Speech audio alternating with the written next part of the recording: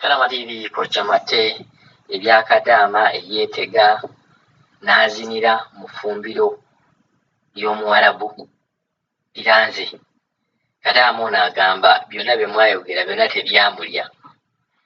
Abagamba effumbiro si lyammwe, mugende mugamwe. Bwe banaamuwa batagenda kusaba buyambi gye muli. Mukama we y'asinga okumumanya okusinga mmwe abagamba nti yazinira mu ffumbiro. Agamba akajanja kaatubedde fe ababadde bakitwala ng'ekikulu. Kadaama ku luno akitumaze era akulaga ayongedde n'akola vidiyo 2 ng'ali mu ffumbiro.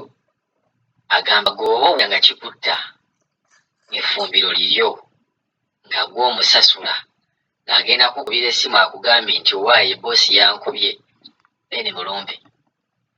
Naye agamba vidiyo akyazikola, effumbiro akyali eripiramu, bwe kiruma agende akizaale mangu. Kuba olubuto luyinza okubeera terujja kubeera lwa myezi 9, lugenda kubeera lwa myaka nga 5 bw'onoobeera tomuvuddeeko. Katweyongere okulaba vidiyo za Kadaama ono ng'ali mu ffumbiro, yagamba akola bimunyumira era bw'anaafuna ebizibu temumusaasira era temujja era temukuŋŋaanya ssente.